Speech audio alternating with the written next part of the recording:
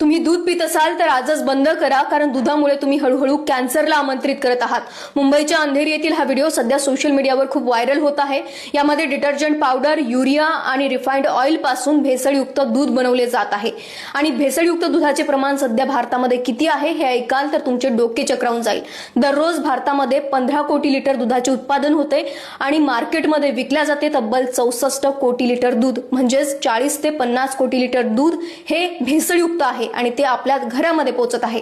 भेसळयुक्त दूध बनवण्यासाठी पाण्यात केमिकल ऍड केले जाते, त्यामध्ये फ्लेवर आणि मिल्क पावडर ऍड केली जाते आणि यापासूनच पनीर सुद्धा बनवले जाते। पण आपण हे ओळखायचं कसं? भेसळयुक्त दूध ओळखण्यासाठी तुम्ही दूध उकळून घ्या, त्यावर जर मलाईची लेयर तयार झाली तर ते दूध शुद्ध आहे असं म्हणू शकतो, किंवा दूध खराब झालं किंवा त्यामध्ये गाठी तयार झाल्या तर ते दूध भेसळयुक्त आहे। दुसरं, आयोडीन टेस्ट सुद्धा करू शकतो। दुधामध्ये आयोडीन टाकल्यानंतर जर दुधाचा रंग निळसर झाला तर ते भेसळयुक्त दूध आहे।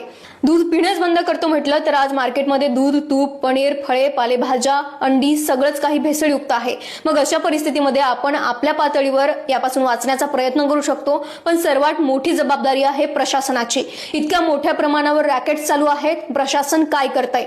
FSSAIचं कामही नागरिकांनी केलं तर अशा संस्थांची गरजच काय?